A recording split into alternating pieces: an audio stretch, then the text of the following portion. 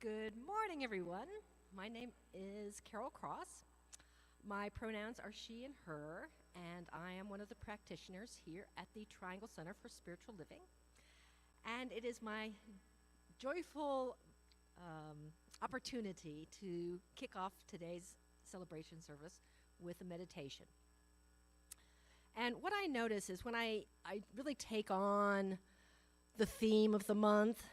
The theme of this month is imperfect perfection or something like that. But, this whole thing about perfectionism versus imperfection reality. So the universe throws it up in my face. And this month I just had such a great opportunity because one of the things I do is I substitute for a year-round school at Wake County. And this year for the first time, the PE teacher had a trip planned for the first week that the kindergartners were going to be there. And so I was going to be the person who introduced them to PE. So they come in, and on the floor we have painted the outlines of a big rectangle. And kindergartens, they don't even understand line up on the line. You gotta teach them everything. So once I get them on the line and they follow me, and we walk around the square, then we march, then we jump, then we hop, then we skip, then we gallop. And so every class I did, once you got towards the last sort of three, at least one of the kindergartners would throw themselves on the floor crying. I can't do this. So I would get a Kleenex. I'd go sit down on the floor next to them, rub their back, say, it's okay. Said, this is the first time you've ever tried this. Most of us are not good at doing something the first time we ever try it. Don't worry about it. And then just get up, do your best. I don't care if it's not right. You'll figure it out. As long as you keep trying, you'll figure it out. And I said, and I promise you, in a couple of months, it's going to be so easy for you, you will have forgotten that you ever thought it was hard. And so they sniff, and they get up, and they go back to galloping or skipping or doing whatever they're going to do. And,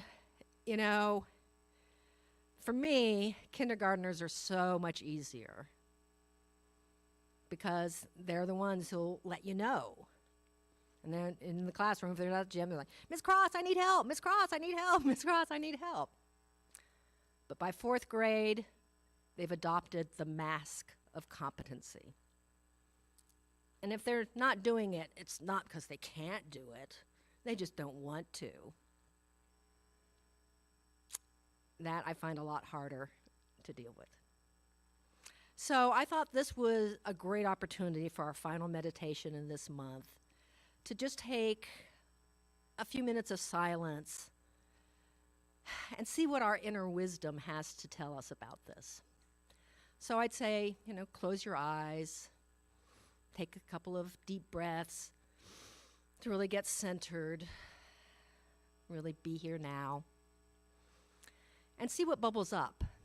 Maybe you'll remember some incident from your youth when you were a crying kindergartner, and what response you got, and what you made up about the world or made up about yourself based on that. Or also, maybe what will come up is whether or not we've forgotten that inner kindergartner that is in everyone around us.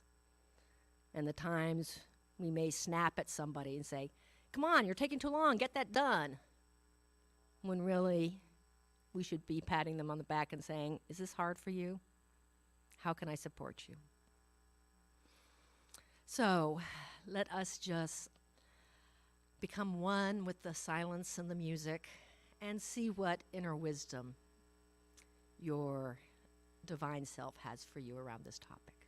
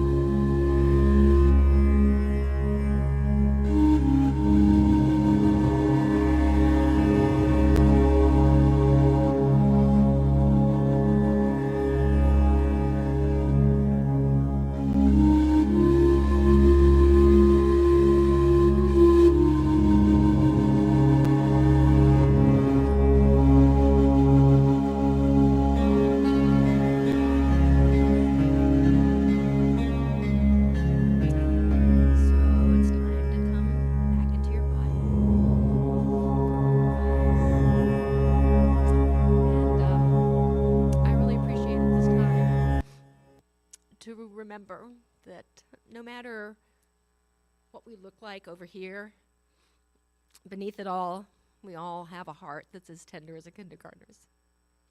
So, in thinking about this, it brought to mind to me the movie A League of Their Own, which is a movie about when they had a female professional baseball league during World War II because all of the male players were off fighting the war. And their coach is played by the wonderful Tom Hanks. And there is a time in that movie in the beginning where one of the women makes a mistake or something and she starts crying.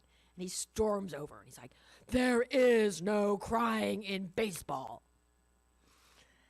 And then later in the movie, one of his star players is planning on quitting the team. And she said, "It just got too hard." And he says, "It's hard. It's supposed to be hard. If it wasn't hard, everyone would do it. The hard is what makes it great." So this week, I'm really going to try and keep track of how many times, for myself or for others, I tell that inner kindergartner, "There's no crying in baseball." And how many times I tell them, "The tough is what makes it great." So I invite you to join me in keeping track of that this week.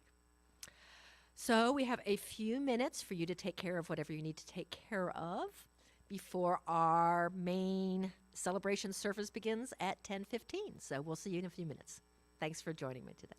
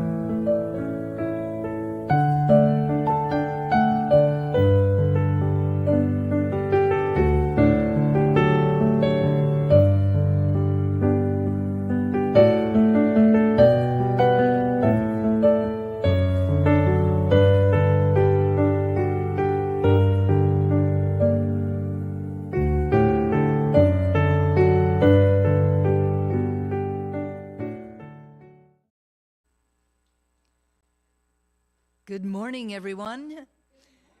Welcome to the Triangle Center for Spiritual Living. Whether you have joined us here at 4 Points by Sheridan or you have invited us into your homes through the power of live streaming, thank you so very much for joining us today.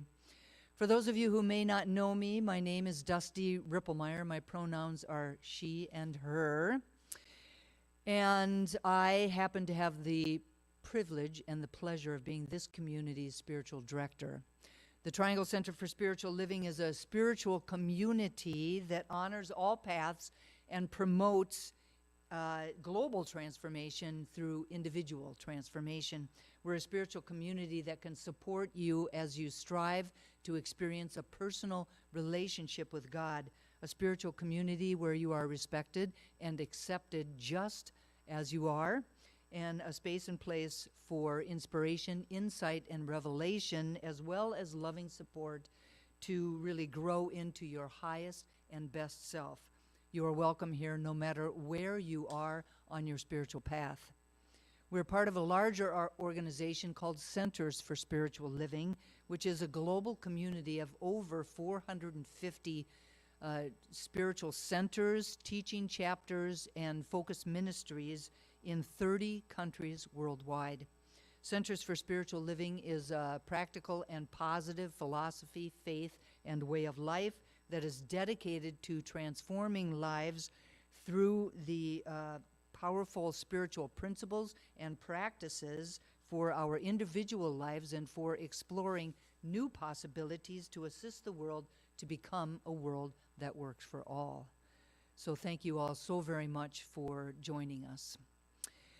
I have a couple of announcements this morning, and the first one is about a special program that actually began this morning. So if you're interested in it, it's not too late to get hooked up with it, but it's a special program called Reset Your Mindset.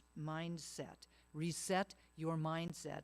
And it's a ministry at the Spiritual Center of Atlanta, beginning on July 28th, that's today, and for continuing for 100 days up until November 4th, we are cultivating a special mindfulness practice to raise the vibration of the 2024 U.S. presidential elections. The airwaves are filled with fear, noise, and anxiety closing in from all sides. What is important is to be an informed voter.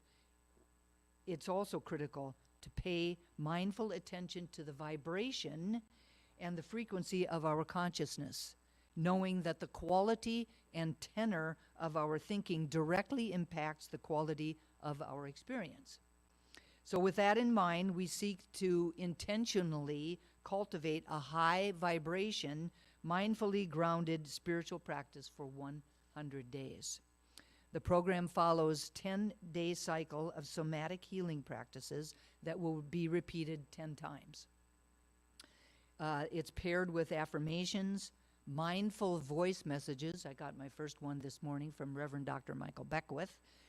And they're delivered directly to your phone, and weekly Zoom sessions where you can check in and build community with others that are participating in this practice. The 10-day somatic healing practice cycle is inspired by the book, What It Takes to Heal, How Transforming Ourselves Can Change the World by Prentice Hemphill. So if you would like to join the Triangle Center for Spiritual Living in Atlanta to participate in this, please text JOIN to 470-784-0250 or go to the website at myelectionintention.com. It's all here on your screen. Please consider joining in raising the vibration of the 2024 presidential elections. So that is out there as a practice for us to do. Today's flower dedication is a special flower dedication written by Carol Cross, and it's from the TCSL Ministerial and Practitioner Corps for Reverend Betty Harris. It has been a while since we have told you how much we appreciate you and what an inspiration you are to all of us. Reverend Betty is the second most senior member of our community, next to our other Betty, Betty Courier. So she has been involved with TCSL longer than most of us. As a minister, she participates monthly in providing our Sunday meditations and or serving as our platform host and our practitioner of the day. She has led the Wednesday night services for 2 months this year so far, and has taught our most scholarly classes, such as Roots and the Essential Ernest Holmes.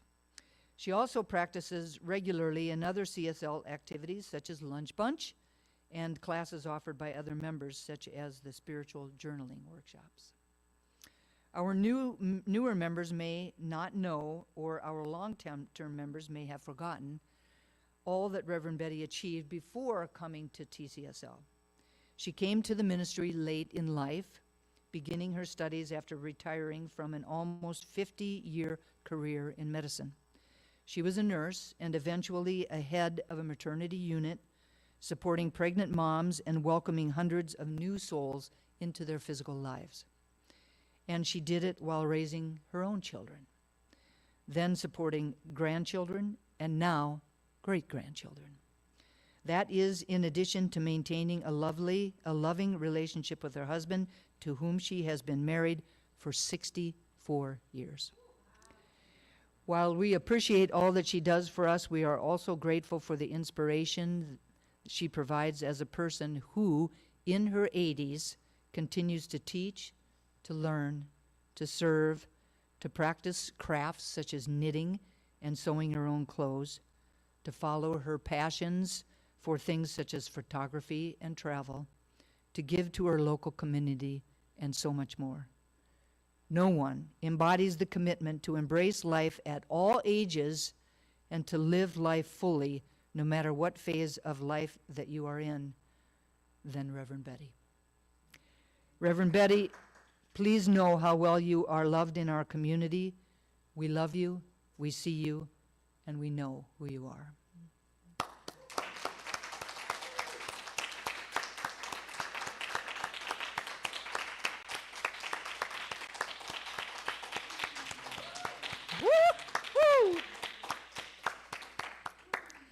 I would now like to thank Carol Cross for her beautiful meditation that expanded the container that our service will unfold within. So thank you very much, Carol.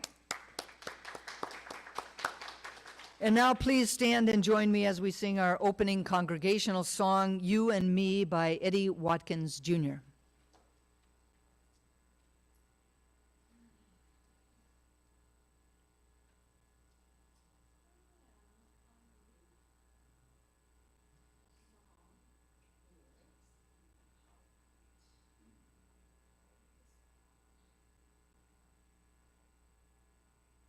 Not there?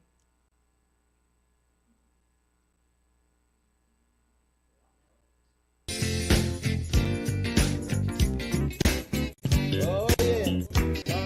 Come on. All right. Yeah. Oh yeah.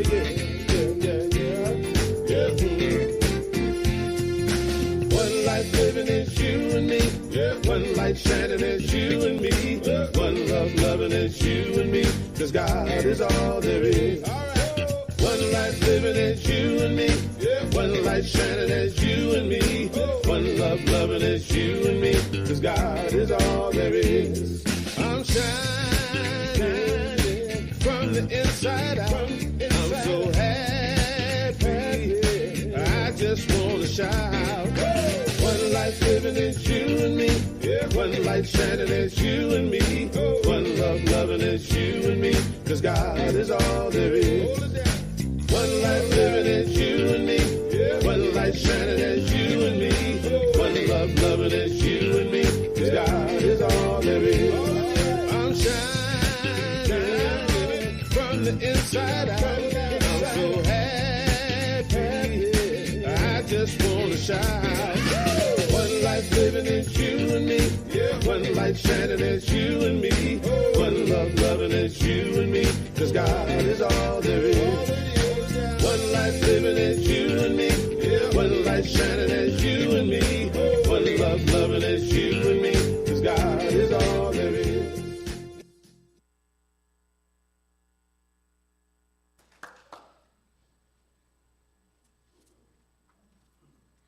Good morning, everyone. Glad to see you on this beautiful, beautiful day, either in my mind or here in front of me. So, the theme for the year 2024 is a grand rising. The theme for the month of July is practice makes imperfect.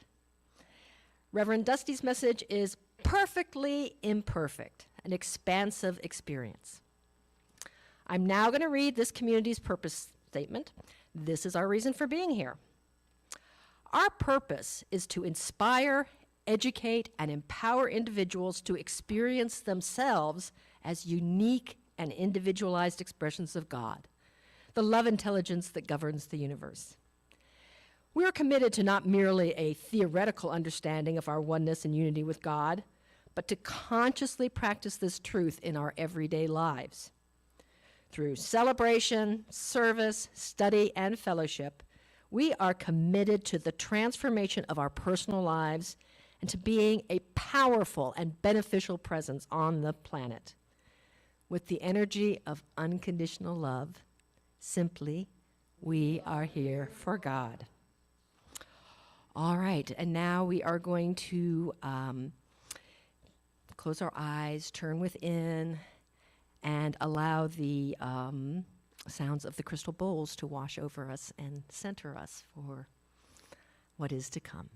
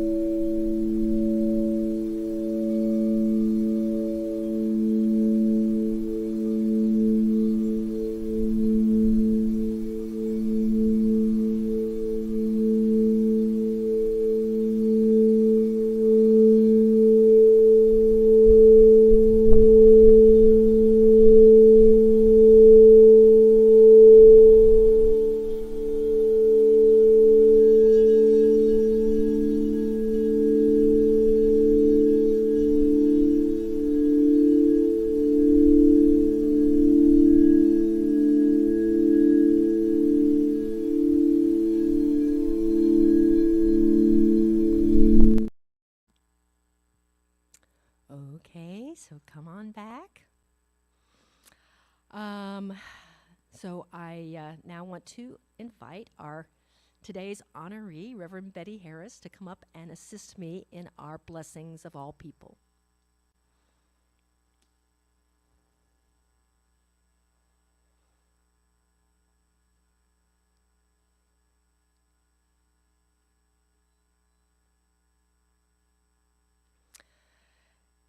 The Triangle Center for Spiritual Living honors both the truth that we are all created by God out of the same God stuff, and that there is a multiplicity of divine emanations, each individualized and unique in their own way, as represented by this ceremony.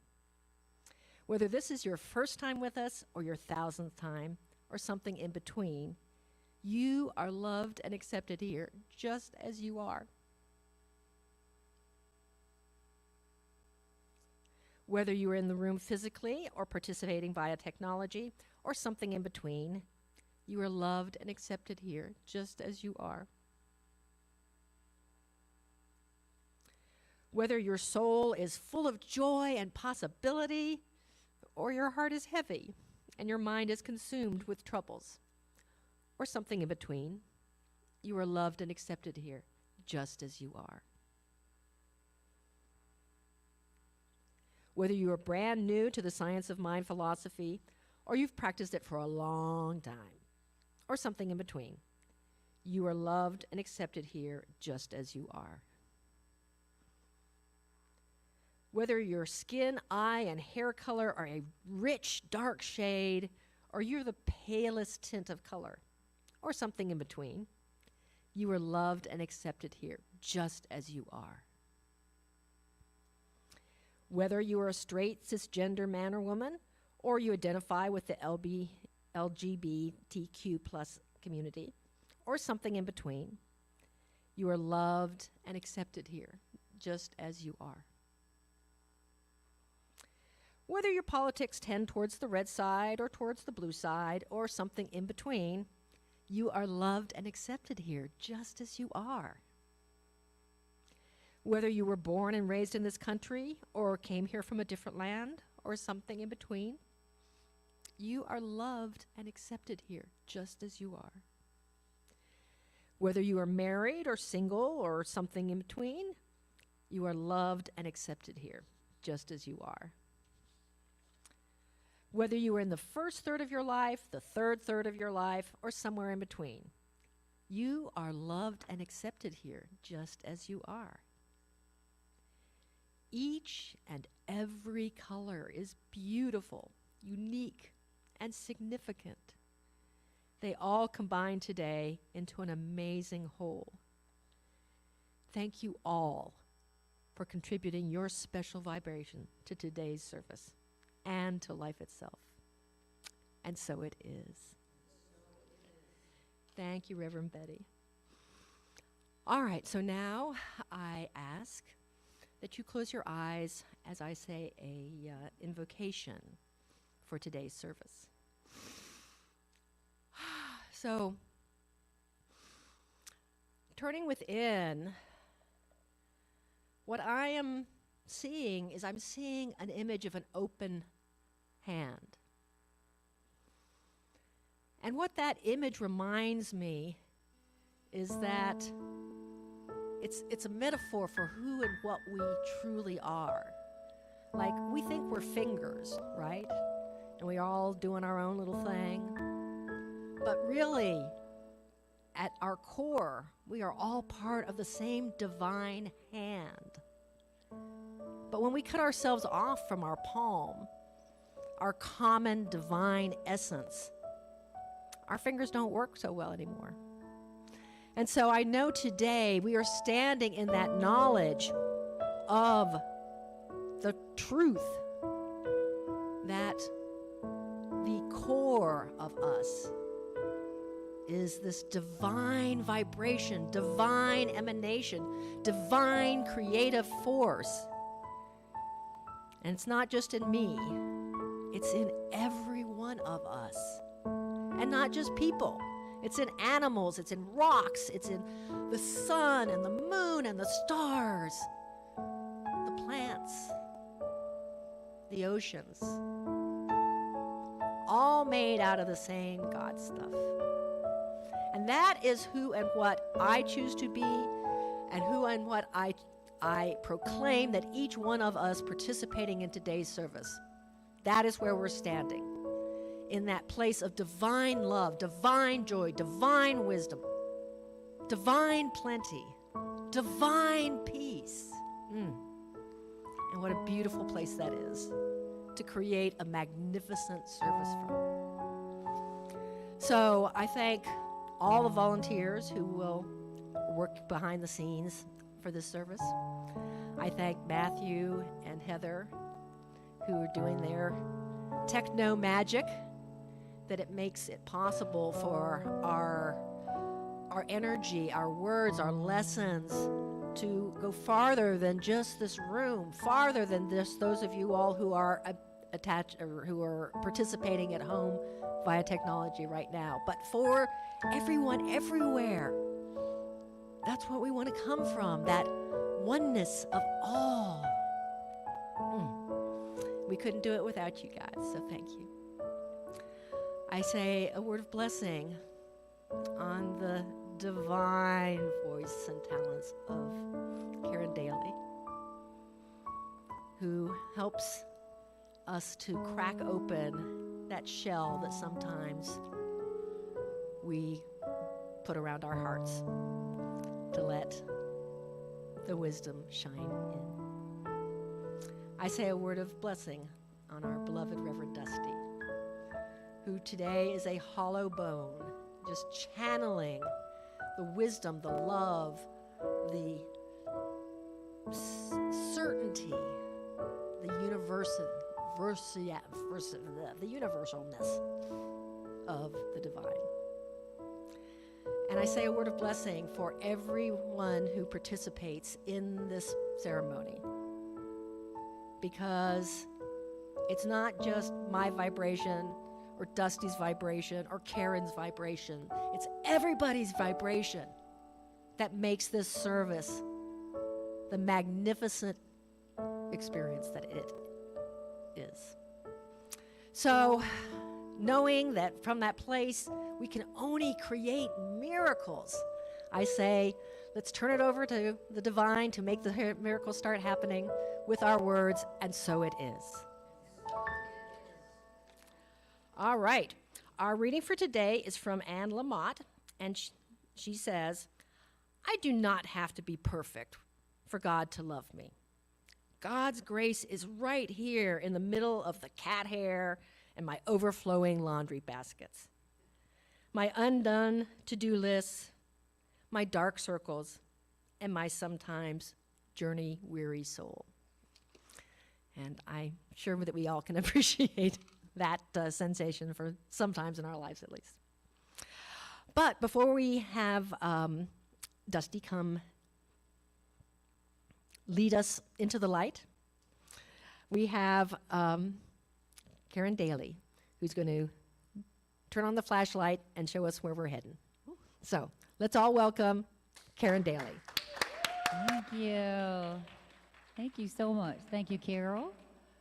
This was actually a request by Reverend Dusty, a great song about imperfection.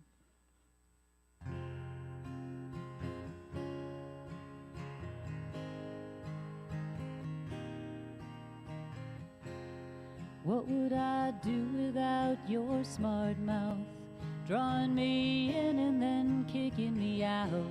You got my head spinning, no kidding, I can't pin you down. What's going on in that beautiful mind? I'm on your magical mystery ride, and I'm so dizzy, don't know what hit me, but I'll be alright. My head's underwater, but I'm breathing fine. You're crazy and I'm out of my mind, 'cause all of me loves all of you. Love your curves and all your edges, all your perfect imperfections. Give your all to me, I'll give my all to you. You're my end and my beginning. Even when I lose, I'm winning. 'Cause I gave you all of me, and you give me all of you. Whoa. How many times do I have to tell you, even when you're crying, you're beautiful too? If the world is beating you down, I'm around through every downfall. You're my muse, my worst distraction, my rhythm and blues. And I can't stop singing, it's ringing in my head for you. My head's underwater, but I'm breathing fine. You're crazy and I'm out of my mind. 'Cause all of me loves all of you. I love your curves and all your edges, all your perfect imperfections. Give your all to me, I'll give my all to you. You're my end and my beginning. Even when I lose, I'm winning. 'Cause I give you all of me, and you give me all of you. Oh. Cards on the table, we're both showing hearts, risking it all, though it's hard.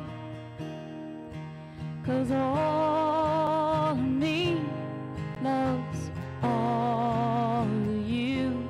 I love your curves and all your edges, all your perfect imperfections. Give your all to me, I'll give my all to you.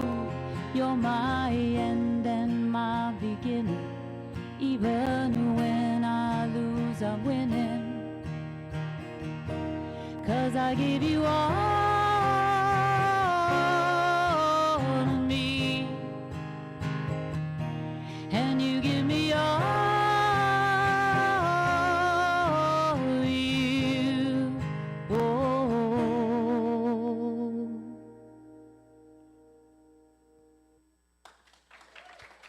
Thank you. Thank you.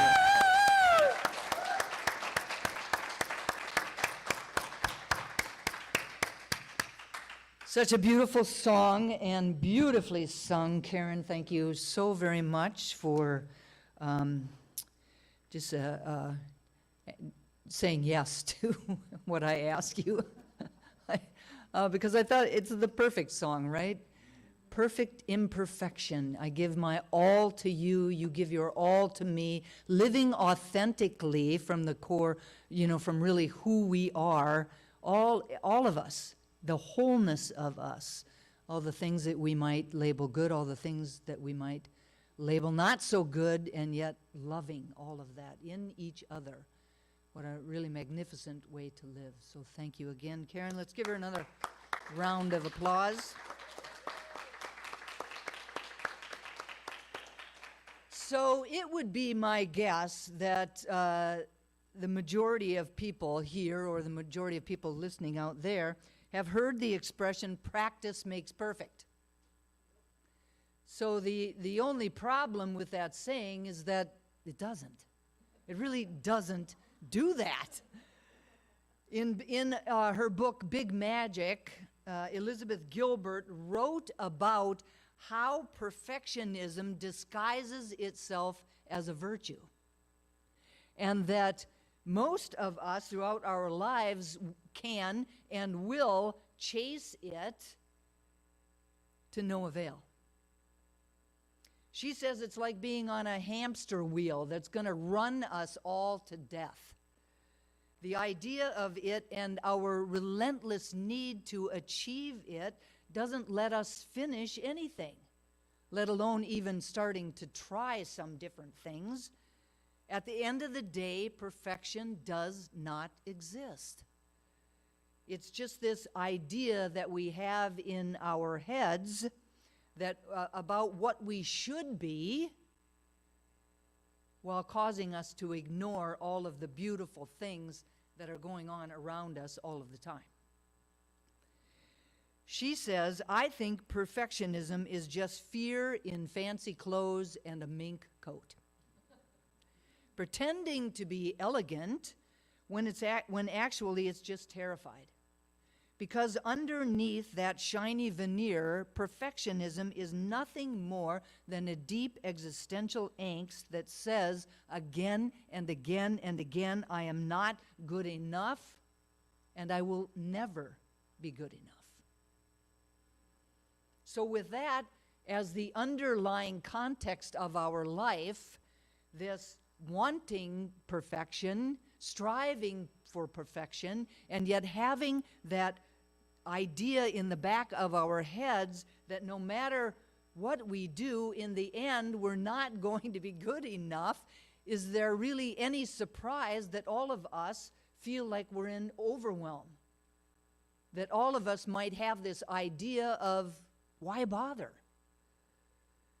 Now, this month, as an alternative context, we have been diving deeply into the monthly theme of practice makes imperfect. If the goal of practice is perfection, what we're really doing is suffocating our experience. When we constantly chase an unattainable standard of perfection, we miss out on a whole plethora of experience, on a whole plethora of opportunities, and upon a whole plethora of connections that make up this wonderful thing called life. We miss out on them because we're afraid to do anything. We have all these shoulds, all this idea of perfectionism surrounding everything that we do, everything that we say yes to, every reason that we say no to things. However, if the goal of practice is not perfection, but to recognize the beauty and the possibilities available to us in imperfection, then we begin to create an expansive experience of life. By letting go of not good enough, then we open ourselves up to the limitless possibilities that are available to each and every single one of us in each and every single moment of every single day. They are all around us. Now, my message today is perfectly imperfect, an expansive experience. Now, it really focuses on living authentically and to not only embrace, but to actually celebrate the beauty of imperfection as an opportunity for growth and transformation and evolution. Perfectly imperfect, an expansive experience. So perfectly, in a manner or way that could not be better.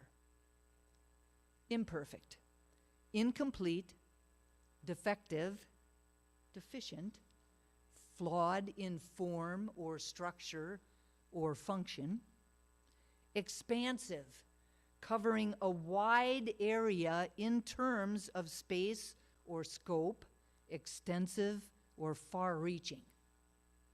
Experience, an encounter or an event or an occurrence that often leaves an impression on someone, an experience.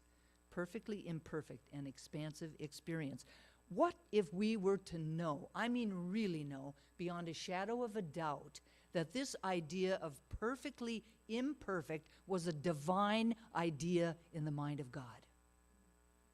What if we were to actually really know that and to believe it with every fiber of our being? Could we embrace imperfection? Could we actually finally accept all of ourselves, as Karen sang about today? Could we? Now, you all know that I love a good story.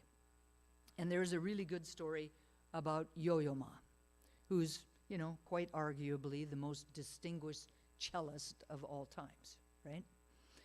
So Yo-Yo Ma has played in thousands of concert halls all over the world. and at the most prestigious venues that have ever been created. He has actually played for kings and queens and princes and princesses and czars and presidents. And as a child prodigy at age 7, he sang on the Leonard Bernstein show for then President John F. Kennedy.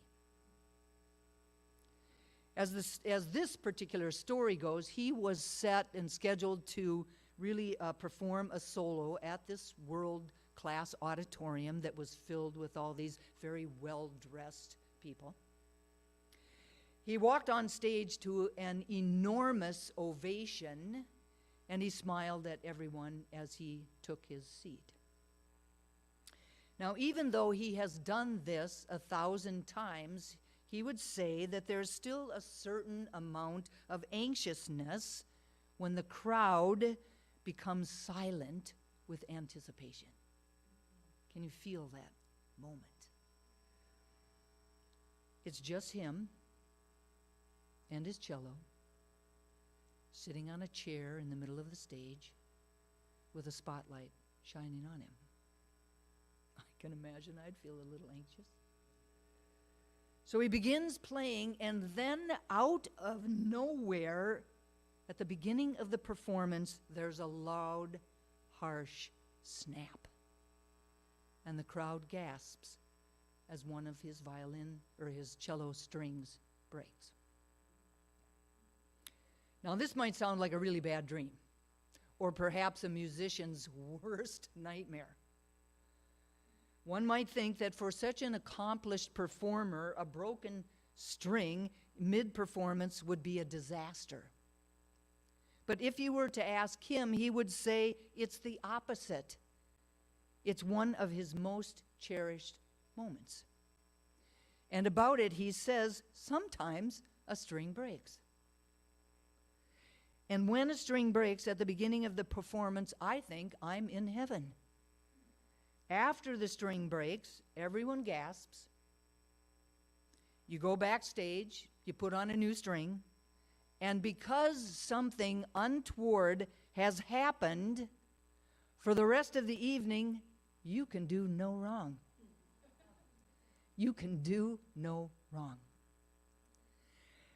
Now, while there might be a few of us who've had that experience of a string breaking in such a formal, high-stakes event, but my guess is that most of us have not.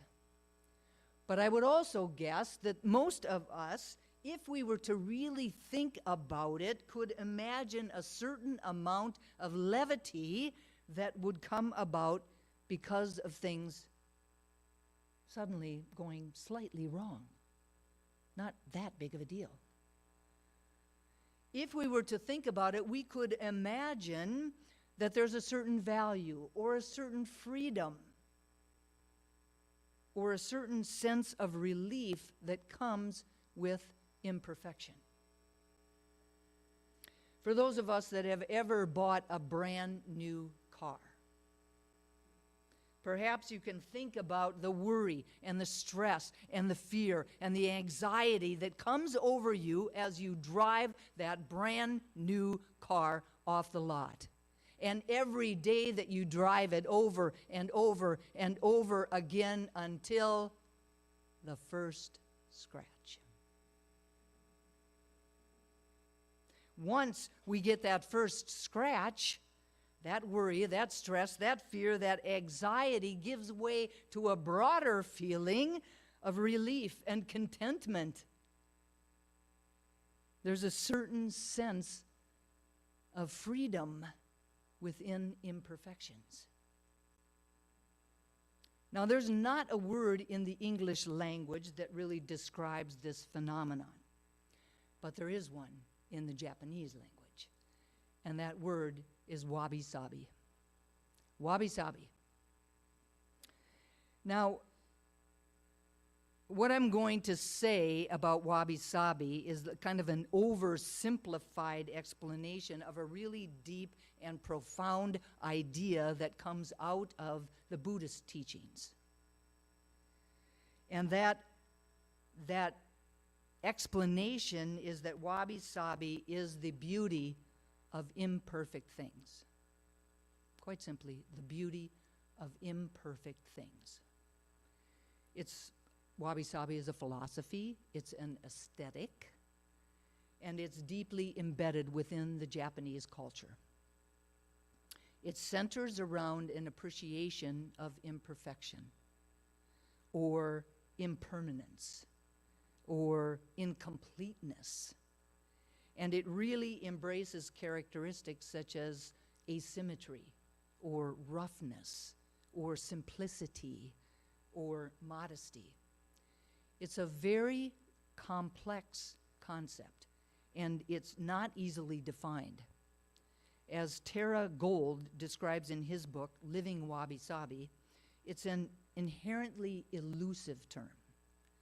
Ask people on a Tokyo street to describe wabi-sabi, and they will likely give you a polite shrug and explain that wabi-sabi is simply unexplainable.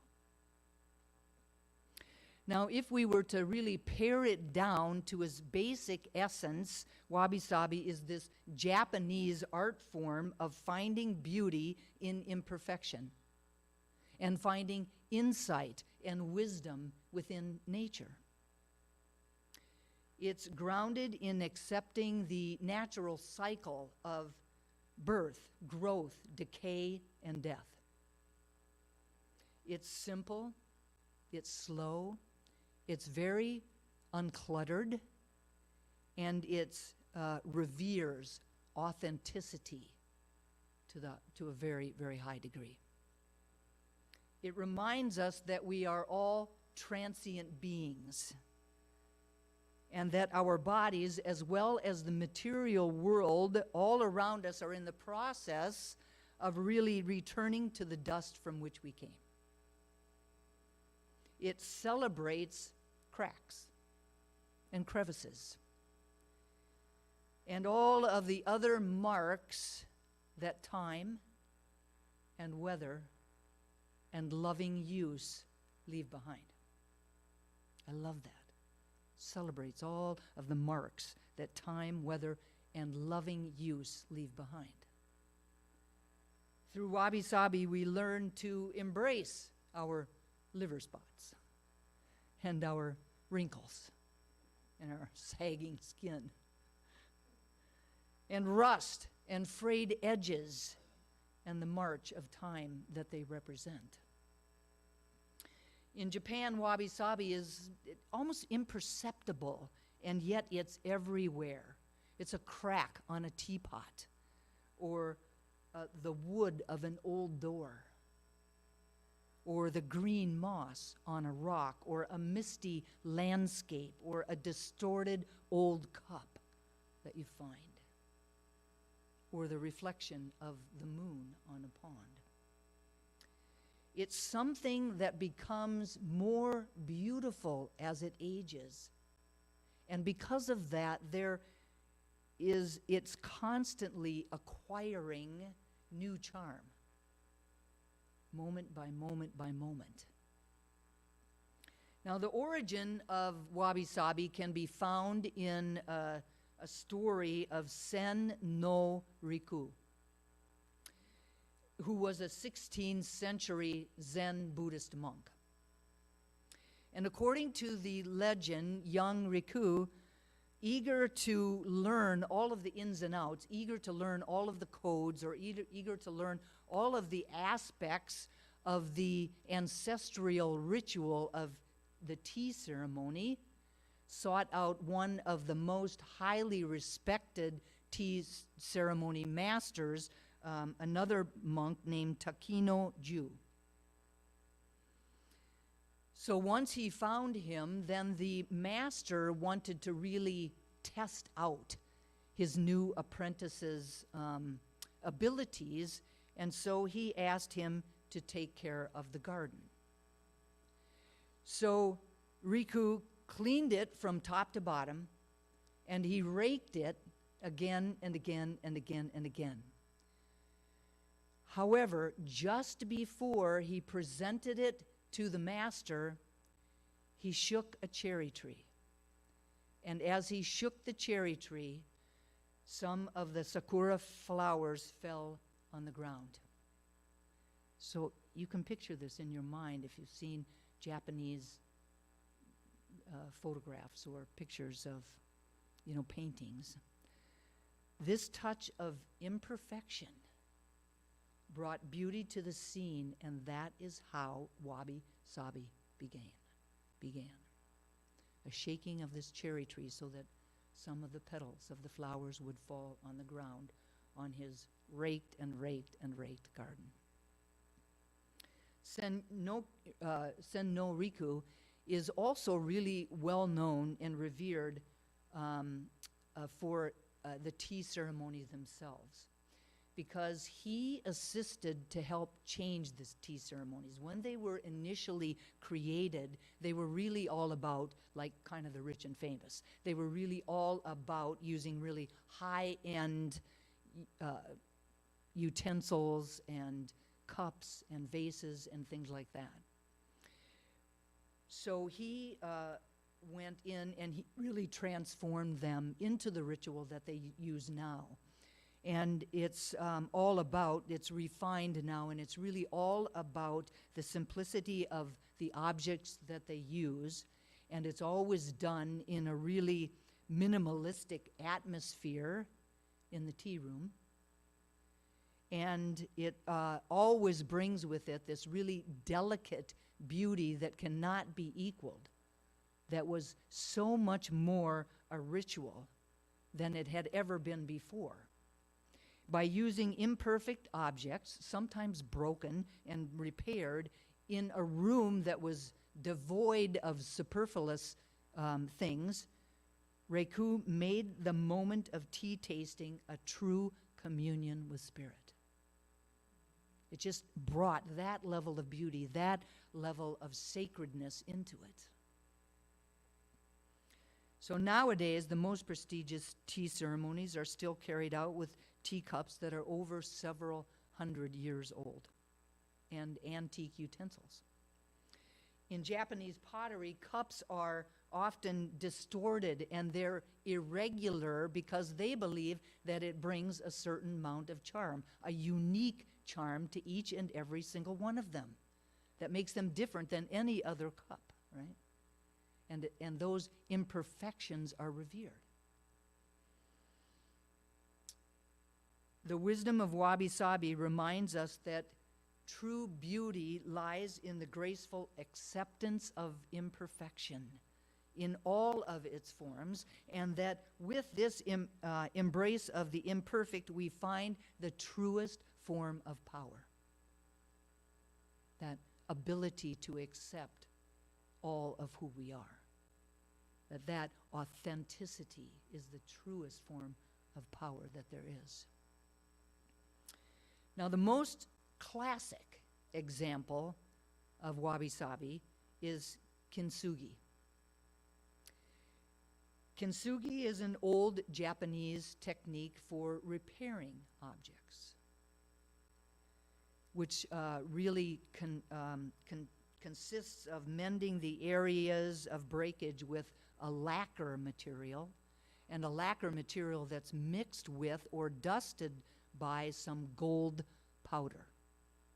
So maybe you've seen some images. There's an image right there of it, right?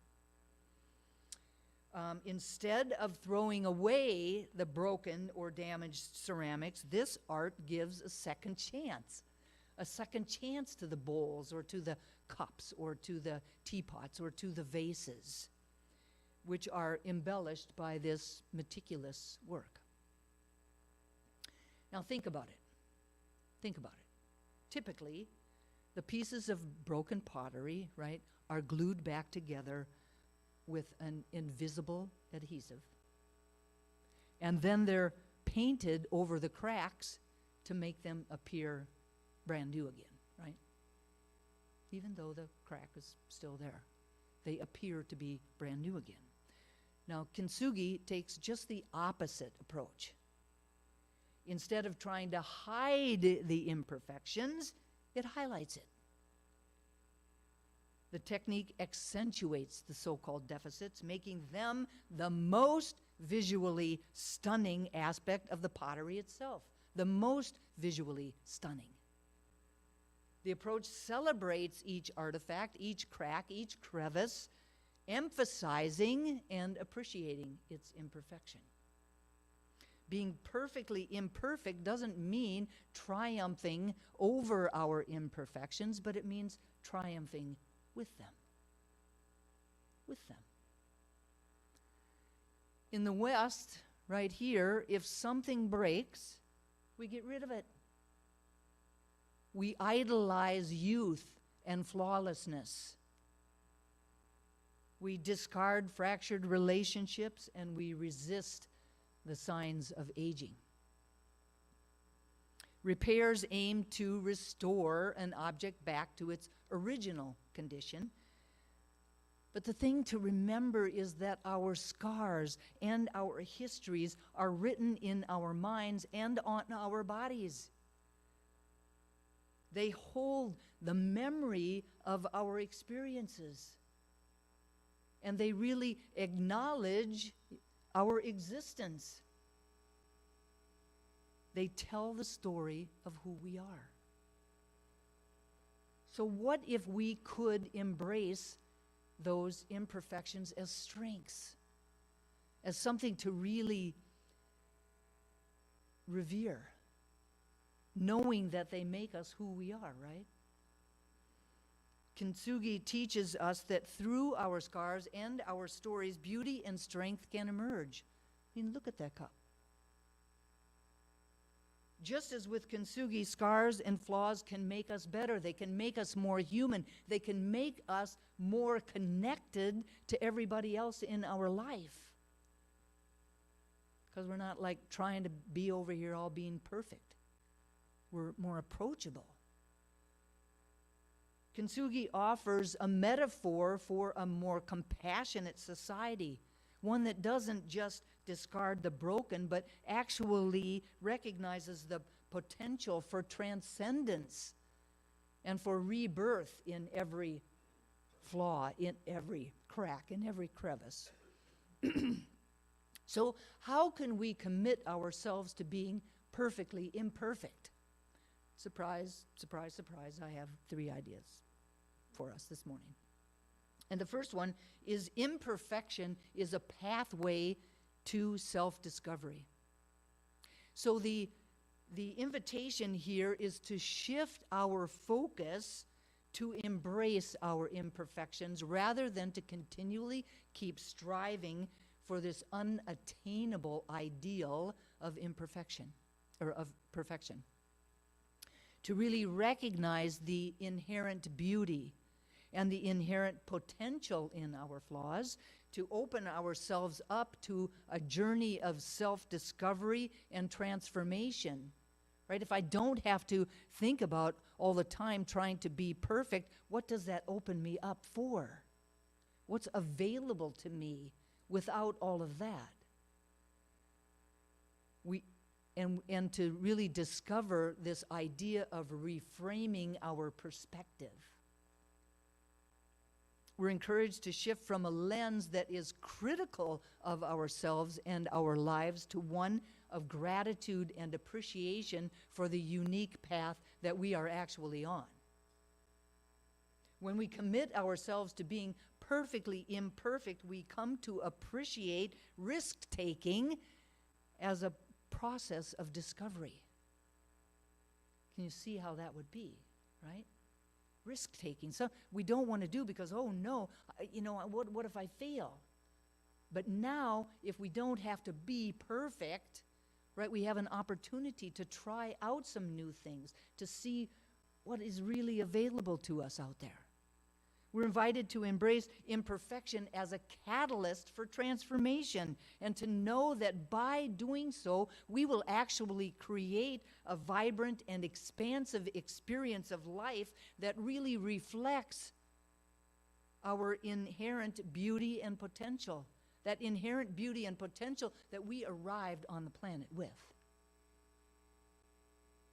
The second idea is cultivating self-compassion and acceptance. And the invitation here is to be accepting of ourselves, and to not only accept ourselves, but to actually love ourselves and each other with all of our flaws. We can just call and ask John Lennon about it, John Legend about it. To explore the power of self-compassion and kindness and understanding, and to refrain from comparing ourselves to others. Remembering that we are all unique and individualized expressions of God, each and every single one of us. We are all significant, we're all important, we're all unique, or we wouldn't be here. We don't have to compare ourselves to others. So the invitation is to replace self-rejection with self-acceptance, to value our shortcomings for giving us our character, or our quirkiness, or our humanness, to value and give ourselves a break. Recognizing that mistakes aren't personal failings.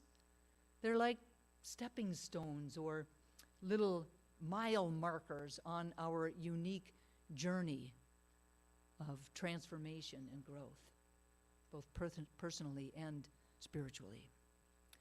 And the third idea is living an authentic, joyful life. Now, the invitation here is to remember that our imperfections are what makes us unique and special. To know beyond a shadow of a doubt that embracing our imperfections are really important for us, for our sense of well-being, for our ability for self-expression, for a sense of freedom, and for real, true joy. By letting go of the need for external validation or for societal expectations, we align ourselves with our true essence, and we're able to live authentically. By embracing imperfection and living authentically, then we align ourselves with the truth of who we are, and we experience a profound sense of joy, freedom, and fulfillment.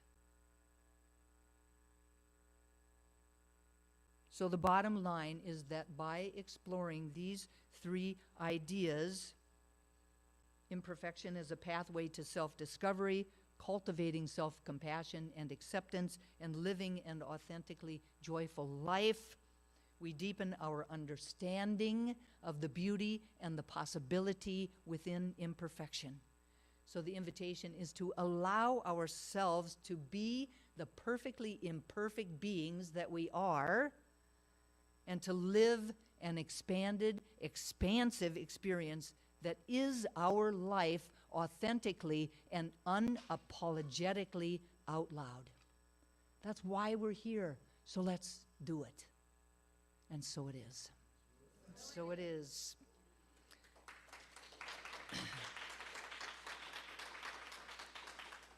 So I invite everyone to turn within for a moment of prayer, to really anchor this message this morning. And as I turn within, I am acutely aware of the power and the presence of the divine within me and surrounding me. I recognize it as peace, as freedom, as joy, as unconditional love, and as wisdom.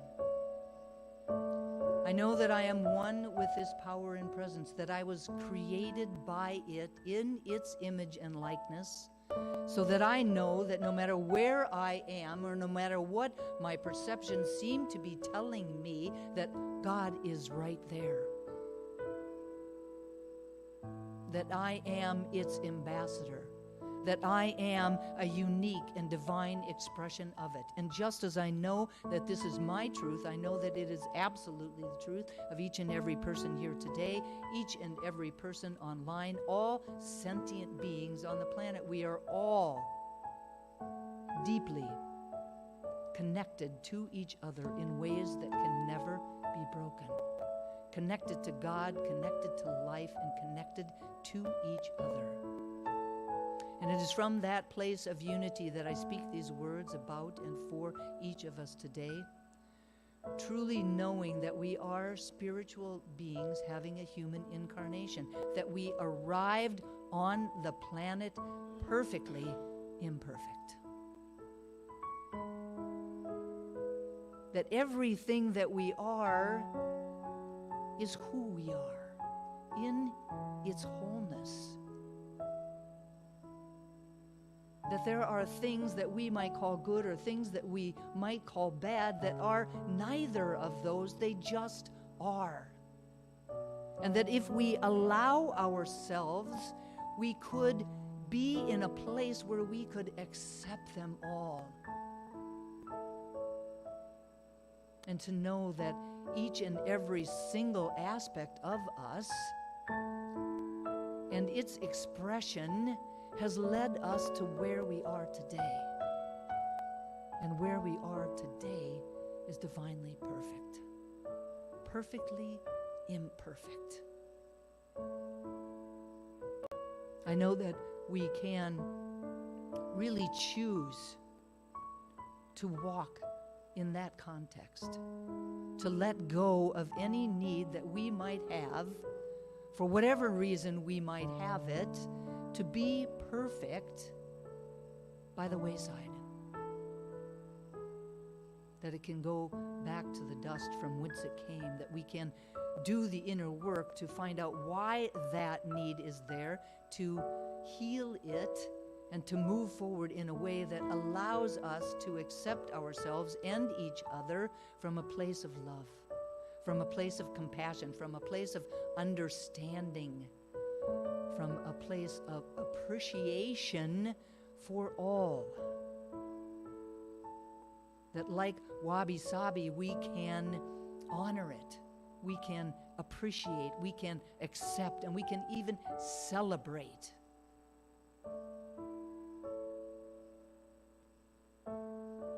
All of us. And that by doing so for ourselves, we give space for others to do the same. And when we do that, then collectively we can and will create a world that works for all.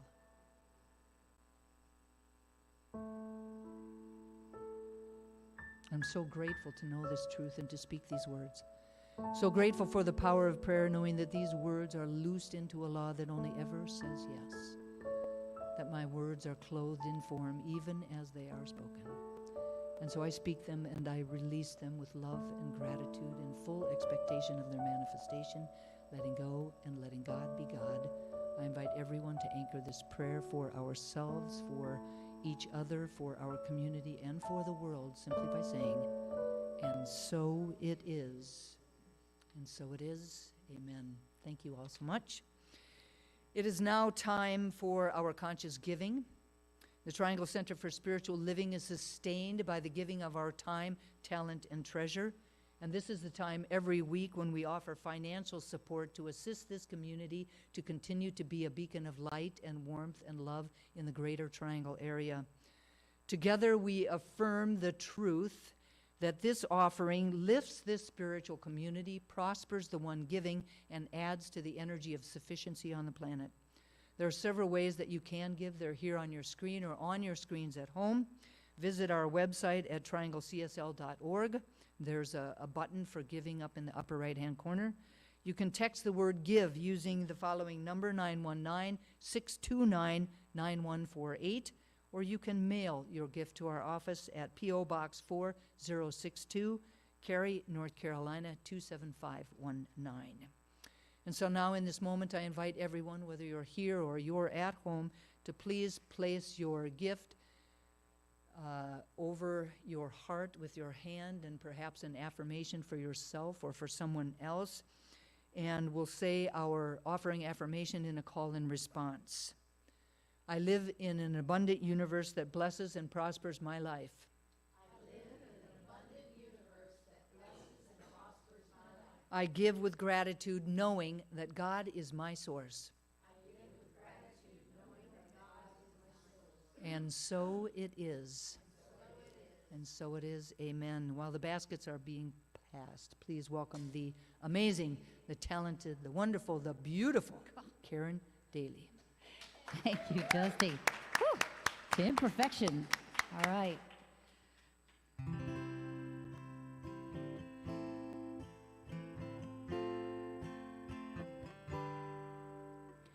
When it rains, it pours, but you didn't even notice that it ain't raining anymore. It's hard to breathe when all you know is the struggle of staying above the rising water line.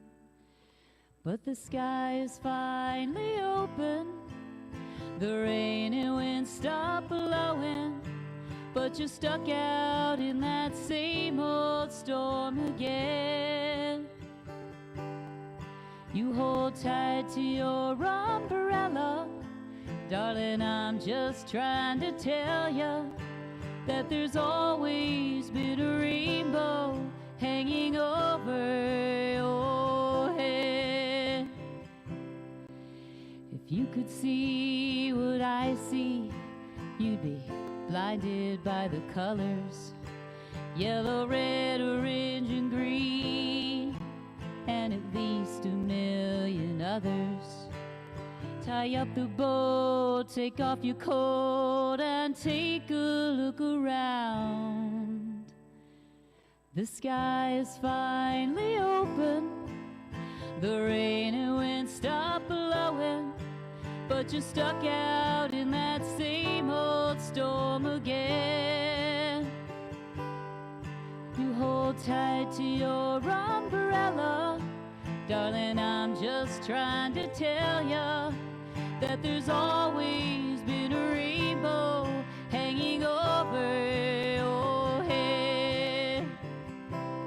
So let go of your umbrella, darling, I'm just here to tell you that there's always been a rainbow hanging over your head. Thank you.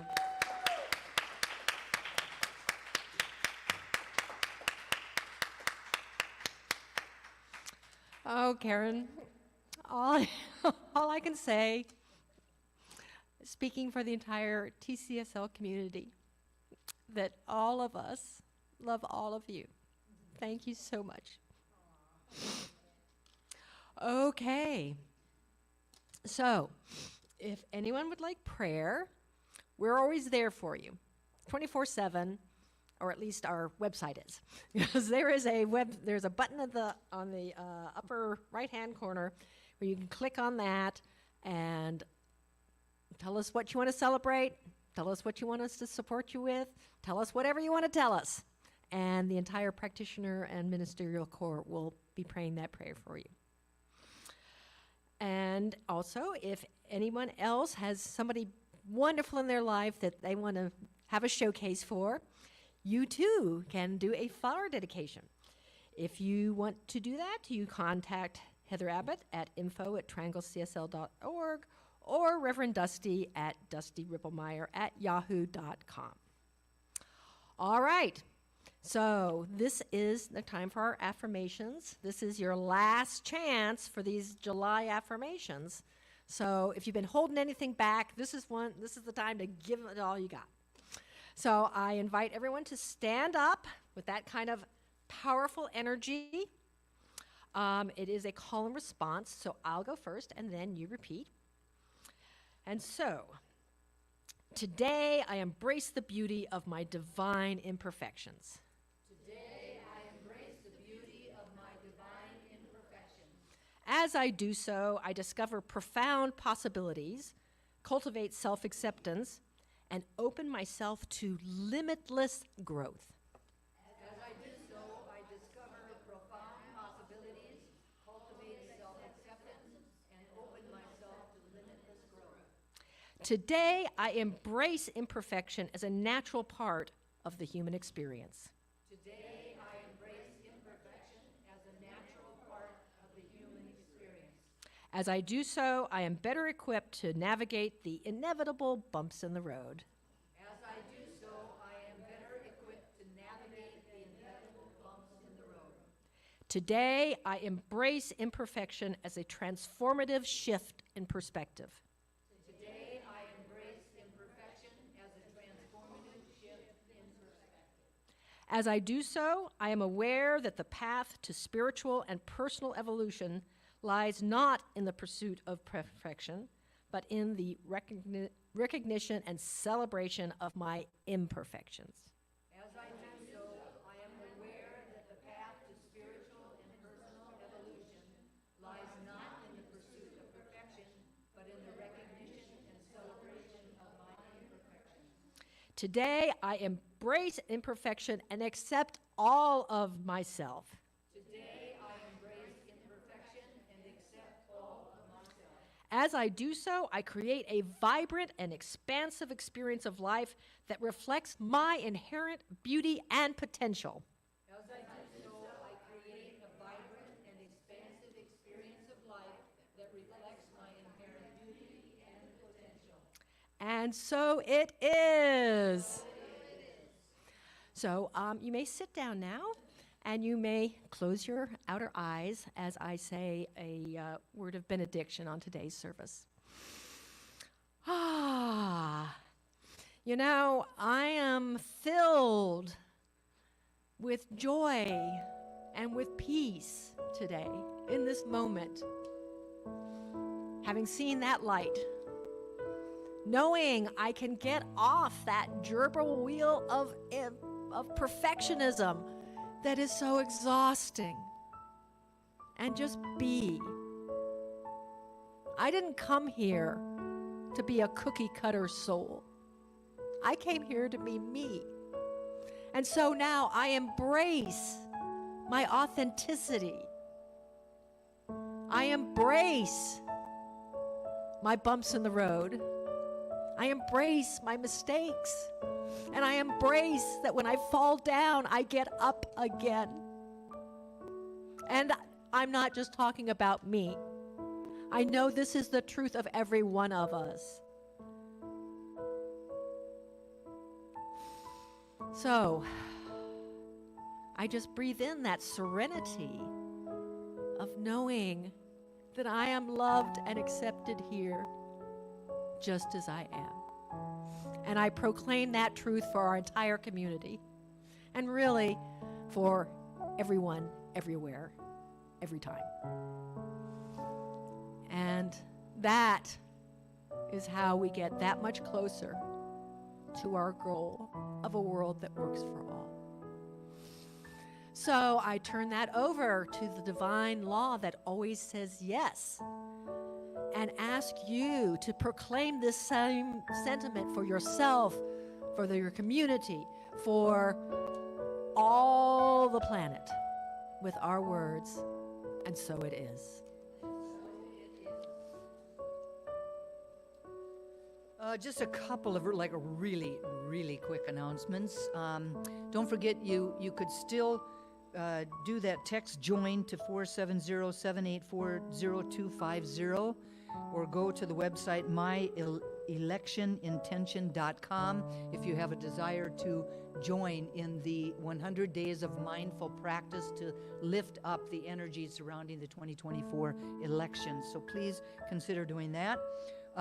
This coming Wednesday is the 5th Wednesday of the month, and we are going to be showing a movie. Now, oftentimes we try to get together in person for that, but this time, this Wednesday, we will be online. And the movie that we are showing is in alignment with the conversation we've been having all month about Brene Brown's book. The movie is called The Call to Courage. And we'll be showing that. We'll pray in at 7 o'clock. We'll watch the movie, and then we'll take some time to share our thoughts after that. So please consider joining us for that. The next month, in August, we're taking a deep dive on Wednesday evenings into Robert Augustus Masters' book, Spiritual Bypassing, When Spiritual when spirituality disconnects us from what really matters. So we'll be taking a look at that book. So please join us for that. The link is on the Wednesday newsletter or on our website, so please consider that. Gourmets for God, the last day. Truly, I've said this like 12 times and then we keep extending it. Truly, this is the last day, the last time that we're accepting hosts and events for Gourmets for God. The silent auction will begin on August 1st. So look for information through your emails around that. And anyone can bid. You can bid for any number of things that you would like to. And you don't have to be a TCSL member to participate. The events will be happening from September 15th through November 15th, and there's lots of really good ones, I think like 12 or so far, with some others that might still be considered. So if you were on the fence, please get off the fence and get a hold of Heather and sign yourself up to host an event. And then lastly, a reminder of our Durham Bulls game outing, which is Friday evening, August 30th. We have about 10 tickets left for that, so please call Heather and get her to set aside a ticket or 2 or 3 or 4 for you and join us for that Durham Bulls game. It's always very fun to be in fellowship with the community, and then they have what I would consider some of the best fireworks you will ever see. So please come and join us for that. Thank you to everyone who had anything to do with getting this service organized and for facilitating it. And to all of you here and out there, I love you all. We'll see you next week.